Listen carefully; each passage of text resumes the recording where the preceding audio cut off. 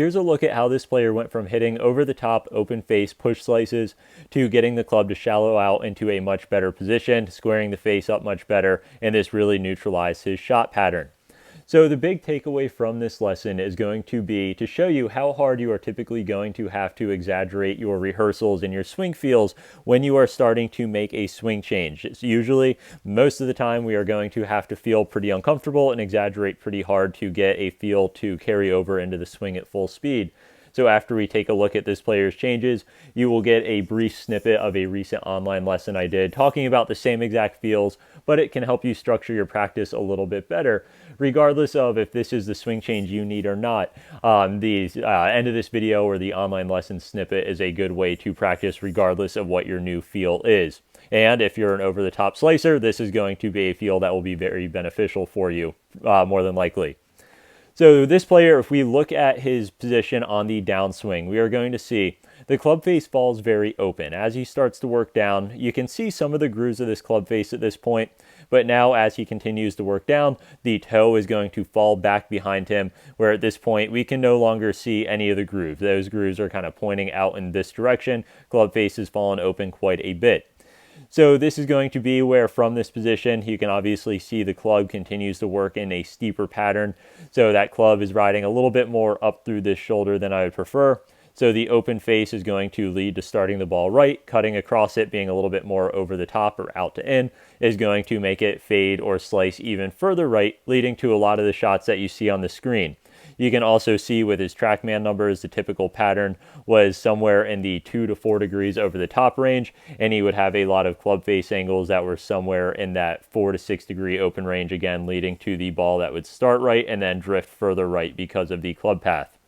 So he had a little bit of a 2-for-1 change here, where the feel that we really worked on was him bowing the lead wrist on the downswing, or feeling like his knuckles are rolling underneath of the forearm here, feeling like he was revving a motorcycle with the left hand. There's many ways that you can think of this feel, but you're going to see with his exaggeration, it's going to be very drastic, but that is what he had to feel to settle in a neutral position at full speed. So we can look at where he is on the downswing up top. We went over that position here.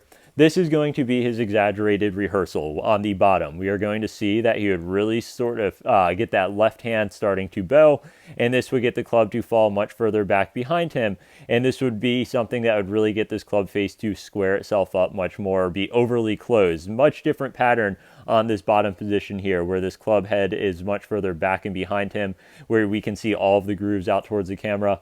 Up top, we can see the club is much steeper, and we cannot see any of the grooves. So it looks extreme. It looks like that club face is overly shut. It looks like that club face is overly shallow, which it is. But again, this is just his practice feel, his practice rehearsal to get this club much more squared up and much further behind. We can see that when he actually goes to hit a shot here, it is not going to be that drastic. It's going to settle in a pretty good spot, where now on the downswing, that club face is not going to fall nearly as open. You can still see some of the grooves at this point. Now as he is working down into impact, when he gets the hands to about waist or belt buckle high, you are going to see that that club is falling a little bit more through this forearm, where up top you are going to see once again that club is a little bit more up through the shoulder. So because of this, the club face is more square, that club is more shallow. It is something that resulted in shots that were much more neutral compared to where he started. You can see the TrackMan numbers as well. Most of the shots that he hit ended up somewhere with a club face angle of 0 to 2 degrees open, and the club path neutralized itself big time as well. So just by changing the bowing of the wrist, it got his face more square, got the club more shallow. But you can see, just to end up in a fairly neutral position, you can see how hard he had to really exaggerate this. So that is going to be the big takeaway here, is make sure that when you are going through a swing change, you are doing it to a point where it is very exaggerated and almost uncomfortable. But let's take a look at that online lesson, and you can see how I like players to structure their practice. And it was a player that was going through this exact feel here. So I'm a big fan of practicing with kind of like these little trios. You're breaking it up into 3 reps. So basically, it's really going to be 4 reps. So I want you to have 3 golf balls.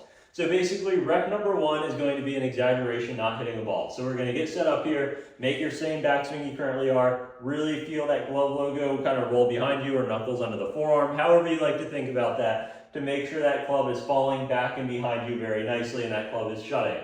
So then that's going to be kind of rep number 1. Up to the top, really exaggerate that move to get the club to fall behind and face shut. Now we're going to chip one. We're going to go up to the top, freeze, really exaggerate that move, just hitting a very little chippy shot that goes 10, 15 yards if the net wasn't there.